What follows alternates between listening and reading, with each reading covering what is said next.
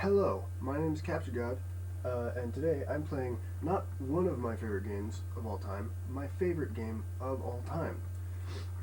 This is Morrowind, and I love this game. I love it so much, and I want to share it. This is, another attempt at a Let's Play. Again, no promises that I'm going to finish anything, but this first episode should be pretty good anyway because, there's a lot to know about Morrowind, and I know a lot of it. So I'm hoping to just share a little bit of that with the Ether. The Ether being the only person who watches my videos, of course. Alright, so I'm going to start a new game for the purposes of this Let's Play. I'm not even going to call it a Let's Play. I'm going to call it I'm going to play this game, and we're going to see what happens. I am sick. Which I apologize for because I record sick a lot. I was looking through my old videos and I was like, damn, I'm sick a lot. It's weird. So yeah, commentary may not be my strongest suit here. I look through my old videos, I'm like, there's a couple of them I'm okay with, but most of them I'm not terribly proud of. I'm going to skip this because I don't give a shit. Neither should you. The lore to this game, it is interesting, don't get me wrong, but to me it's very secondary. Alright, player name.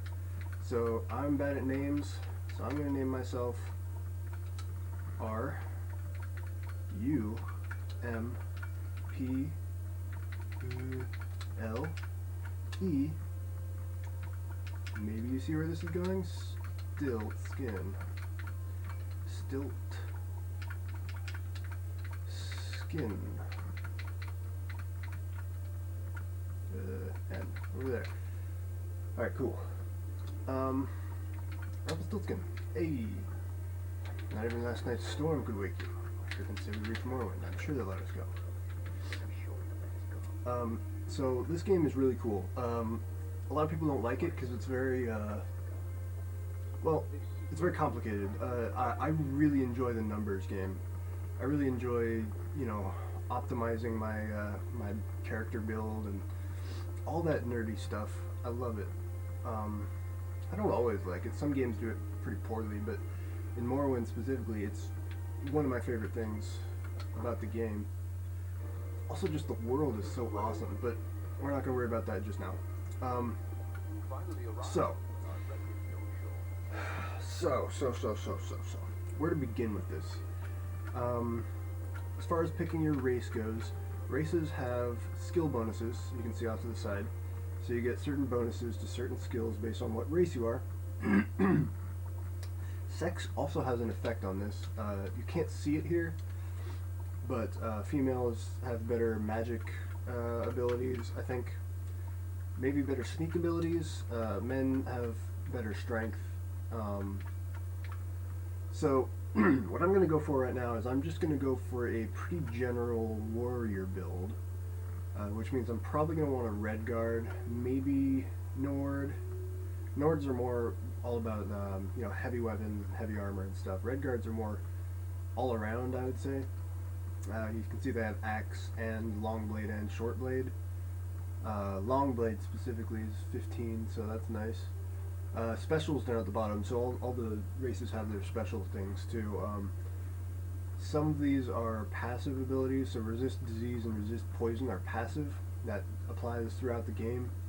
Adrenaline rush is going to be an active ability, so that's like, it's in your spells menu. You can select your adrenaline rush ability and it'll, you can cast it like a spell. I don't remember specifically what this one does because I don't usually play as Redguard. Usually I play as Khajiit, which is nice. But as far as the build I'm going to go for right now, that's not exactly what I want.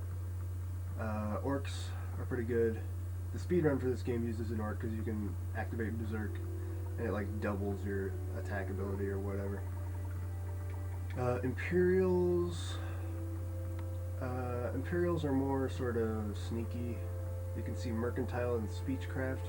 They're not actually sneaky, but Mercantile and Speechcraft are both classed as stealth skills in this game. I'll show you that in a little bit. Bretons are good with magic.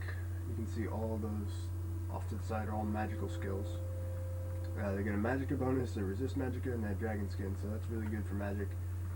Argonians are pretty cool too. But yeah, like I said, I'm going with red guards, so I'm going to stop fucking around now. Yeah, this guy. I've played this intro like a million times, because the way I like to play this game, well, the way I used to like to play this game is to just restart constantly, trying out new builds, and just see what I can get.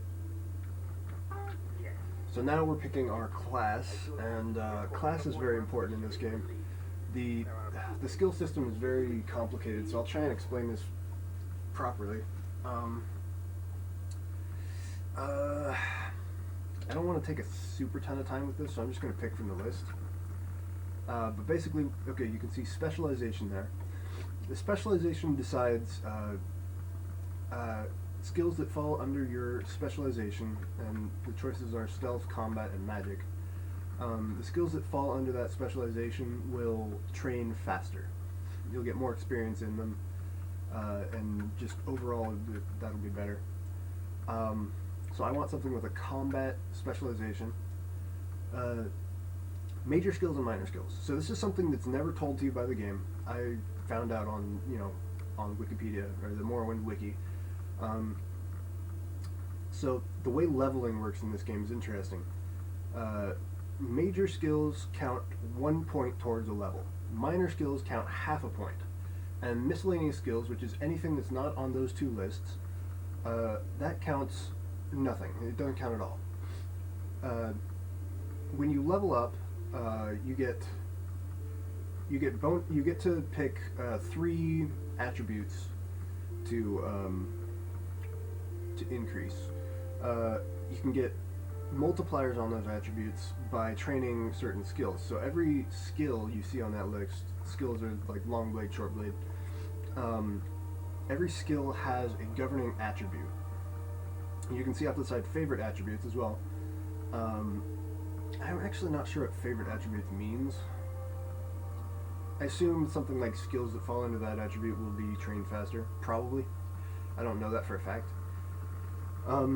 What was I saying? So every skill has a governing attribute, and when you gain a level in one skill, it gives you half a point towards a multiplier in that attribute. Only whole numbers count, so you can have multipliers of 2, 3, 4, up to 5. 5x multiplier gives you 5 points when you level up towards that skill, if you choose it. So this will all become a little more clear when I actually gain a level. I'll show you. Right now, what's important is major skills you want to be things that you can level up pretty easily, but you're not going to be using super often. It's actually good to have some of your main weapons on there, so I'm going to have long blade in my major skills. I'm not necessarily choosing archer, by the way. I'm just here for purposes of demonstration. I want to have long blade in my major skills so I can level it up easily, and so that I level up more frequently. But I also want something a little less used, so I want something like hand-to-hand is a good one, because hand-to-hand is easy to train, well, basically it's just easy to train. So if you have it in your major skills, that becomes good late game, because then it makes it easier to level up when you have already leveled up your main things that you're using quite a bit. Minor skills, you also want stuff that you're going to be using more often, because minor skills don't count as much towards leveling up. So if you're using it more often, you get to level up that skill more times before you level up. The purpose of that is to get more of a multiplier on your skills. Is you want, ideally, and a perfectly efficient run would have you leveling up 3 skills with a ×5 multiplier every time. Although luck is one of the attributes. That's what I meant, attributes. So luck is one of the attributes, and you can't get multipliers on luck. So typically what I do is choose luck every time, and then 2 other attributes that hopefully are at ×5 multiplier. So with all that out of the way, I want something like, let's see, I don't necessarily like heavy armor, especially early game. Medium armor is okay. So I typically like something like a rogue, because it's got short blade in the major skills. It's got mercantile, which is easy to level up late game. Well, sort of easy to level up. I don't know. Axe is really good. This is what my latest game. This is what I did. Light armor is pretty good. Hand to hand, as I said, is really good. Yeah, this is a pretty good one. The only problem with that is that it is so. Oh, that's not the one. Short blade is not very good. I mean, it is good, but so for the Fighters Guild, you need to have a certain set of skills to advance in the ranks for any guild or organization that you join. Fighters Guild is one that you really want to try and do, and they don't like short blade or light armor. They like long blade and medium armor or heavy armor or block, and you can see those ones are all minor skills for rogue. So I want something slightly more like this. So this one's got long blade and medium armor. It's got athletics, which is just your like run speed basically, and also block. So this one's pretty good, and it's also got armor on minor skills, which is something you level up pretty frequently. Marksman I don't particularly care for. Spear, axe, and blunt weapon, I don't know. Problem with that is then you have to diversify your weapons skills, so it makes it a little harder to level one of them up quickly, I guess. So what I'm looking at here is that none of these are exactly that great. This one might be my best bet. I might just go with heavy armor. Speechcraft is pretty easy to level up. You can just like spam buttons on people to level that up. I apologize. It's also got restoration in the minor skills, which is pretty useful. Also enchant. Armor, like I said, you can level up pretty quickly. It's got medium armor in the minor skills. I typically like to use medium armor. Sometimes light armor if I'm going for a stealth-based build. Favorite attributes are strength and personality, so I do kind of like this one. I think I'm going to go for a knight. Mercantile is also good. Okay, yeah, I'm going for knight. Next thing he asks you is sign. I don't really care about sign. Sign is for more like I think it's more for mage type builds, because a lot of these have to do with magicka and stuff. So typically what I'll go to is the lady, because it fortifies personality, and personality is pretty important, especially in the early game. Also fortifies endurance, which affects your...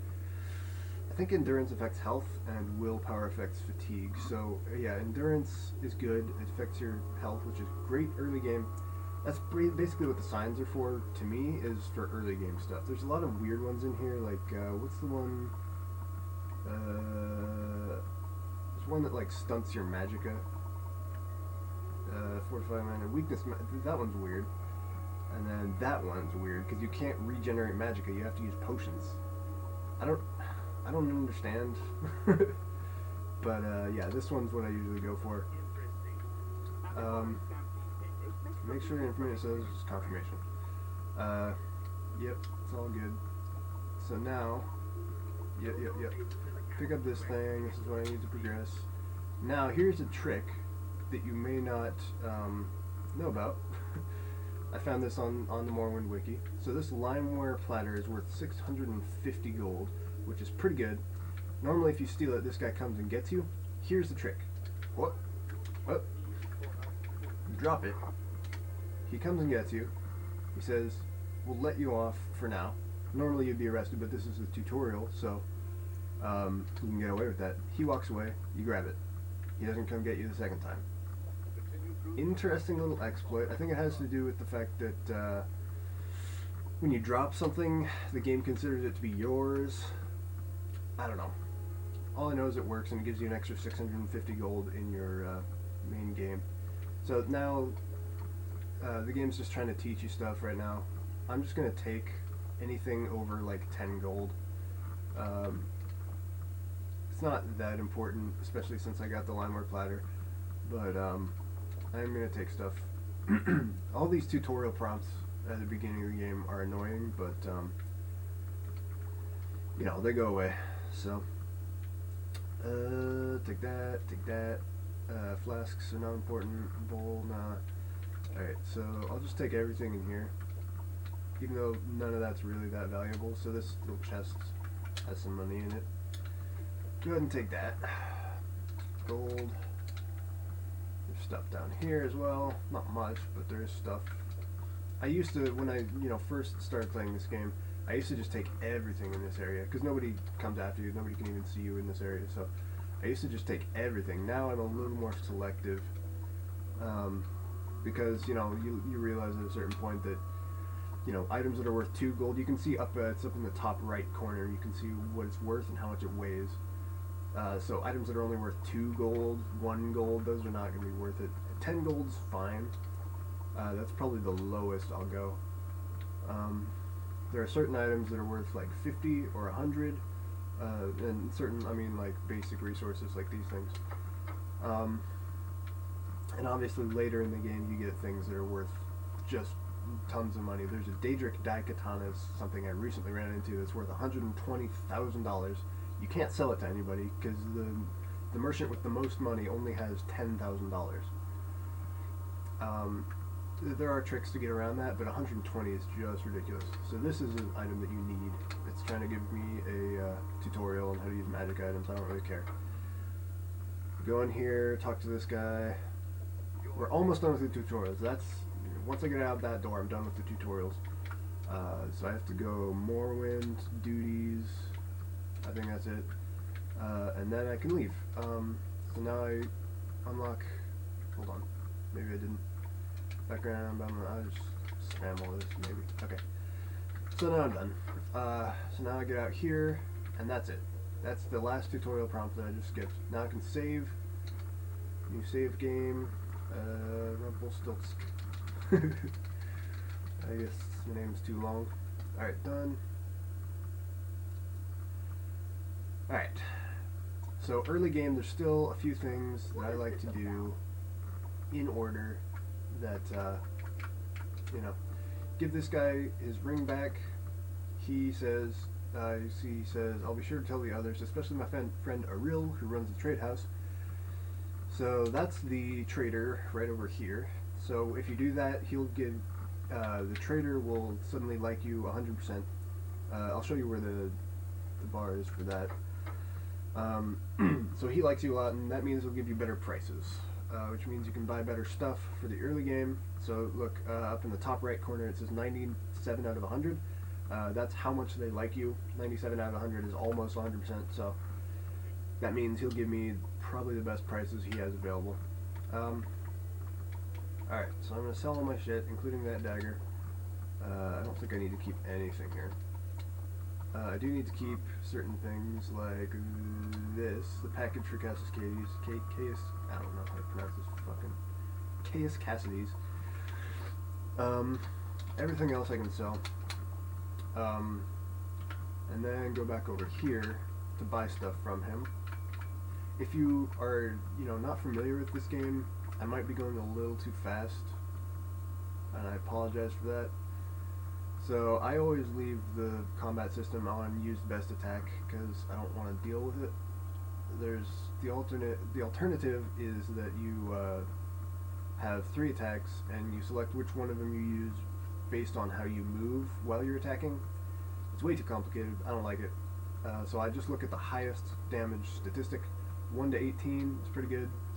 This is also long blade, so yeah, I want to buy long blades because that's my best skill right now.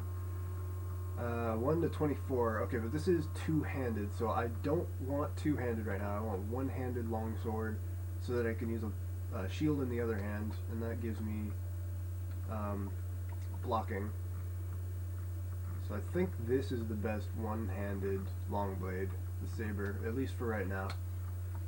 Then I want to buy a shield, probably. I guess I have heavy armor, don't I? Alright, I'll do that. I kind of wish that I didn't have to use heavy armor in the early game, because my strength isn't that great, and strength is what governs your carrying capacity. So, yeah, I wish I could do something better than that, but I'm gonna buy heavy armor. Did I just buy two of the same type?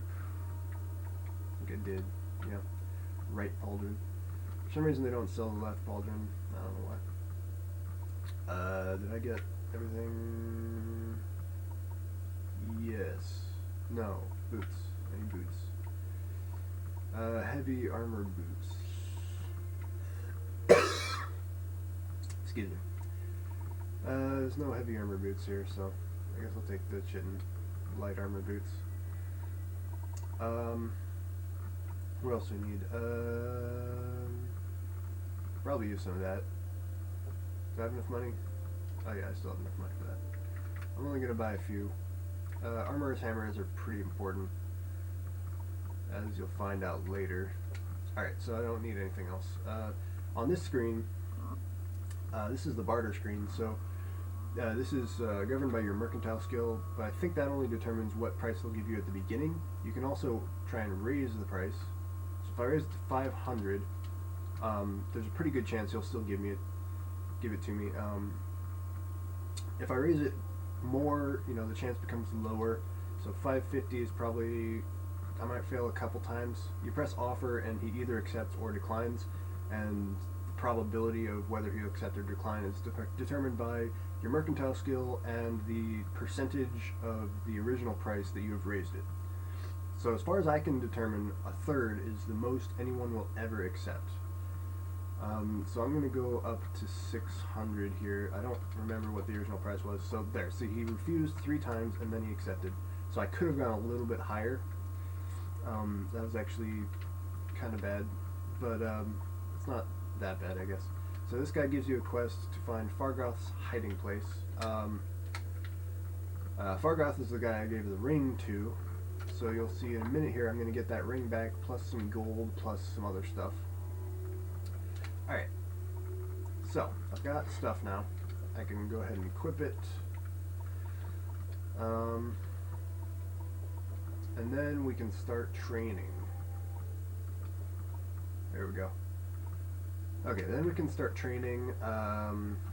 Yeah, so for the Fargoth's hiding place quest, we don't need to do that until later.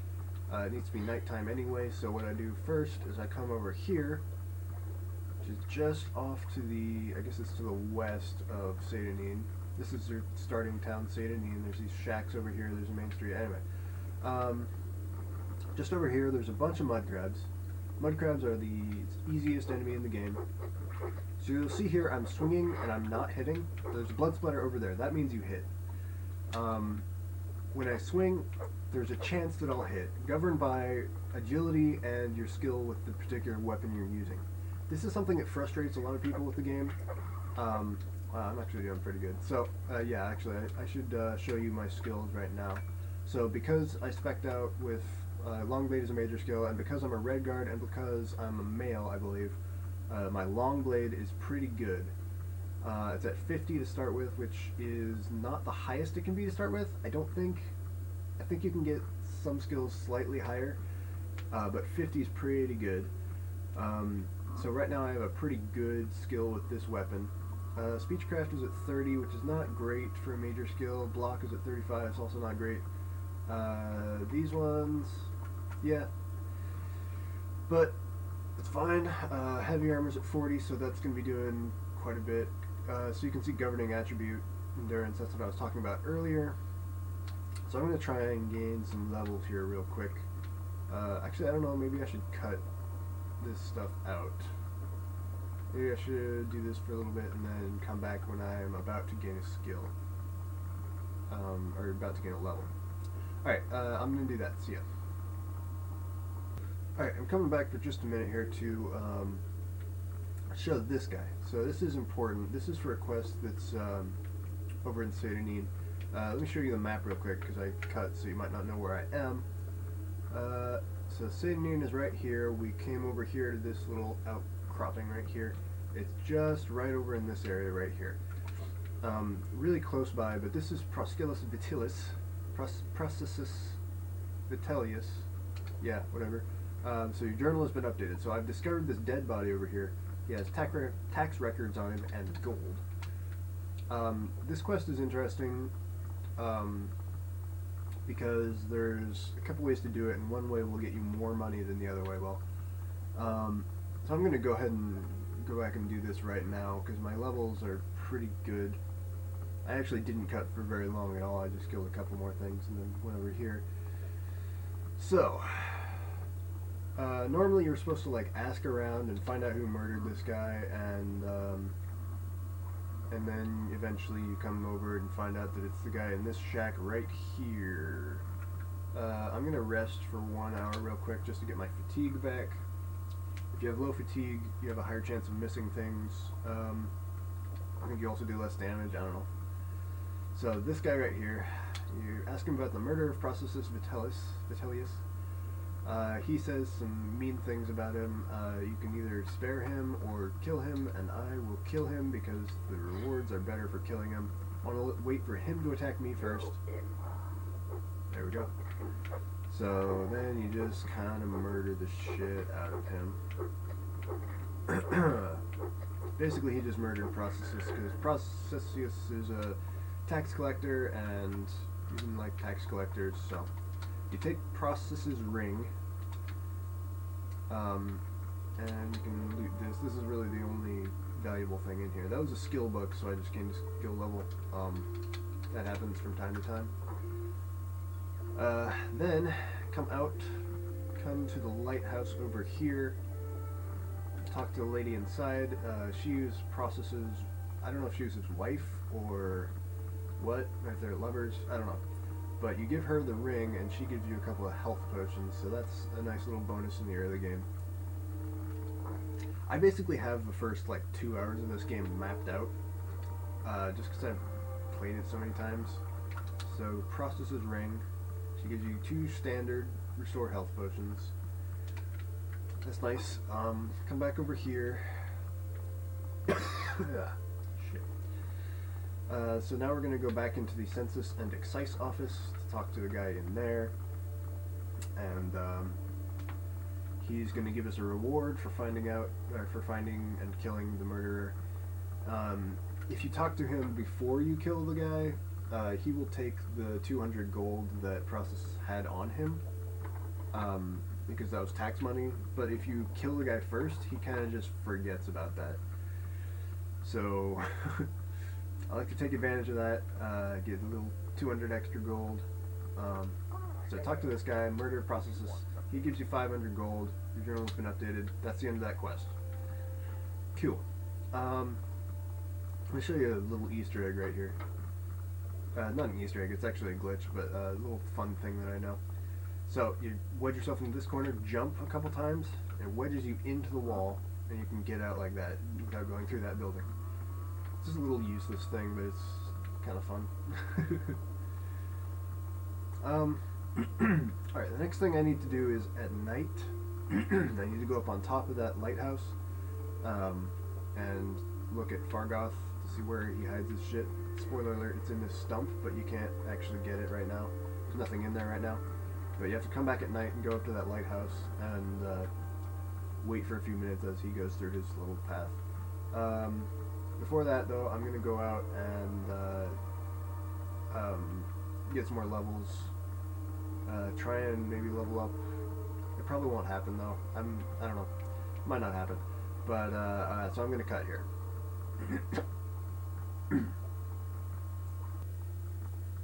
So meanwhile, let me show you another fun thing. If you take this path out of Satanine here, and follow it all the way up to here, oh boy, I almost missed that. Yeah, follow it all the way up to here. This guy falls out of the sky. His name is Tarheel, and you'll see he has on him 3 scrolls of Icarian flight. So, Tarheel is a reference. I don't remember my Greek mythology super well, but it's a reference to something to do with the story of Icarus, where Icarus flew too close to the sun, and the scrolls of Icarian flight give you Fortify Acrobatic 1,000 points for 7 seconds. So The thing about that is 7 seconds is not it's enough to get you up, but it's not enough to get you down. So the way around that is to take 2 of the scrolls. But definitely the first few times I played this game, I did not realize that, and I may have died.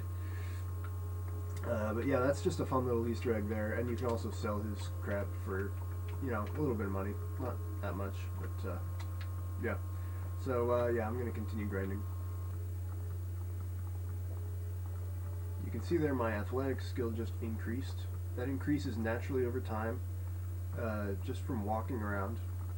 Swimming increases it faster, but not by that much. So, all right, here's another cool thing in the early game. We are pretty close to Satanin still. Here's Satanin. There's the Census and Excise office. You come out this way, out, turn right here. This is just behind a rock. There's this cave. Adam Sartis. Adam. Oh, I said it right the first time. Yes. So, Adam Sartis is a bandit cave. There's just a few bandits in here. We don't actually want to fight all of them. We just want to fight this lady. She's the only one that we really stand a chance of killing at this point. Even at level 1. Holy crap, this is a good build, so I killed her pretty quickly. You can take this key here and a few cents or whatever. Really the point of coming in here is just to get some experience by killing her. But I killed her so quickly I don't think I got that much experience for it. Which is kind of a problem, and that's why I said you don't really want... I don't know.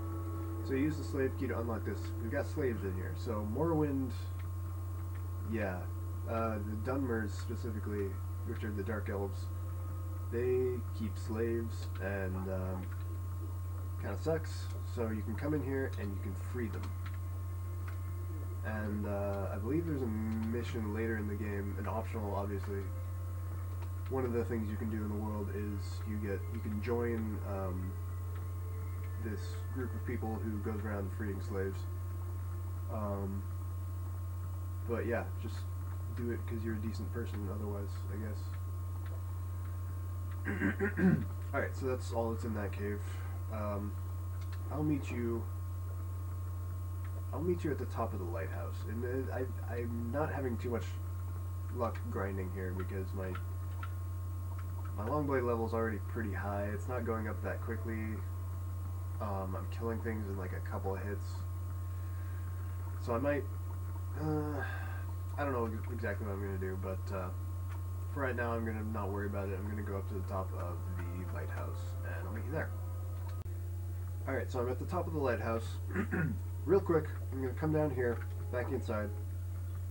There's just a couple things here that I can grab. This is worth 300 gold, so it's worth doing. Also raises your unarmored skill, but that's neither here nor there. So, the reason I'm at the top of this lighthouse is because of the quest I told you about earlier. So I want to skip until it's night. Said resting is illegal, but that just means you can't actually gain a level doing that. So this guy right over here, this little speck of light, that's Fargoth. He's holding a torch, and he's going to wander around a little bit before coming back over here to deposit his stuff. Meanwhile, we can just start jumping to train acrobatics. If I fell off that lighthouse, I would have died. So we can start jumping to train acrobatics. He literally can't see you. There's no worries. Yeah, when you do this mission for the first time, you're supposed to come up here, and then he goes around, and then you have to, like, you know, try and decide which of these places has a stash, and then you come over here and you're like, oh, I can interact with this stump. Great. Yeah, so he just like walks around, but now he's going over to the stump. And you can't quit this early, you have to wait for him to go over to the stump. And then I usually wait for him to get out of the pool before I go down.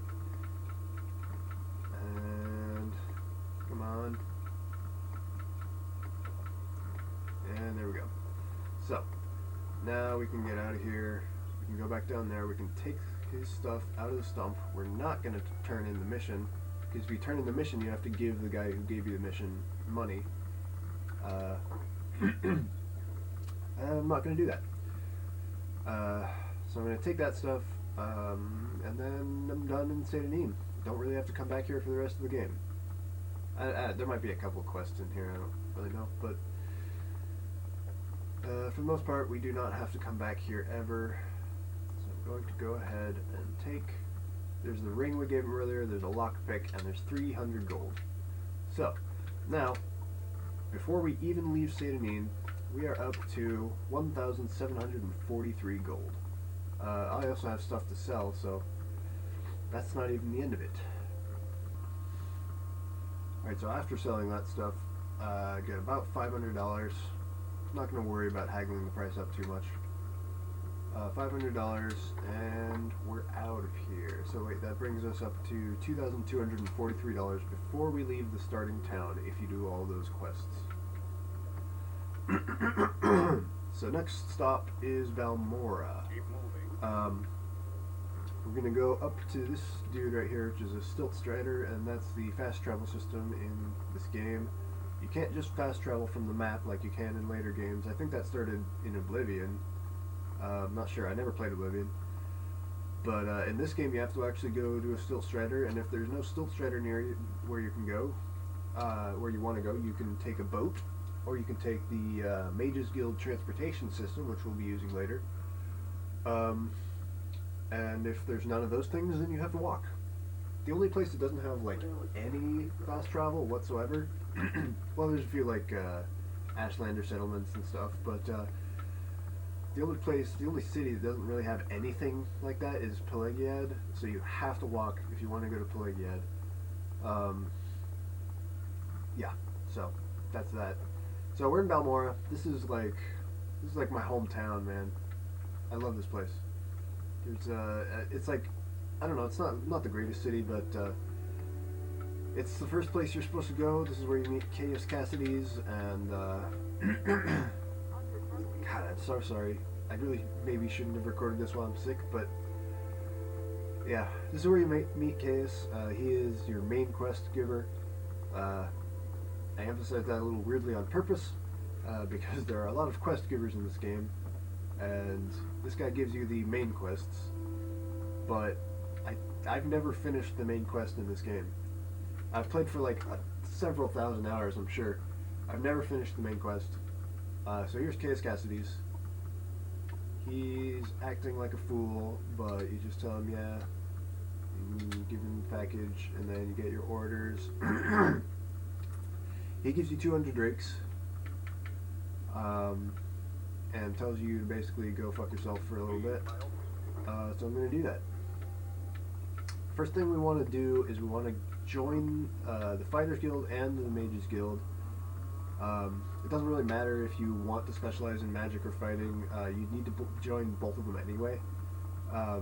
You don't need to, but it's the smart thing to do because you get money for doing quests, and you don't really need any skill in either of them until you get to like 3 or 4 ranks up.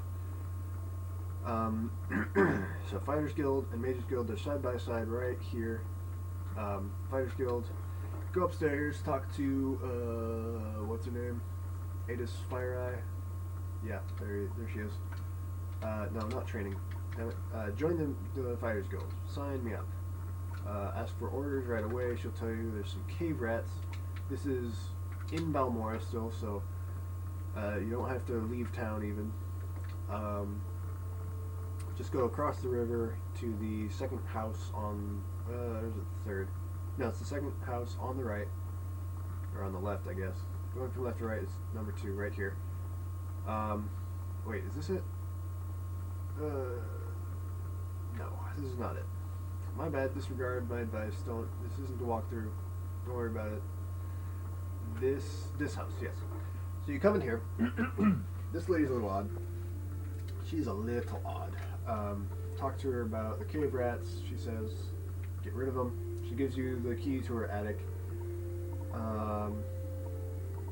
There's something you can talk to her about that's interesting.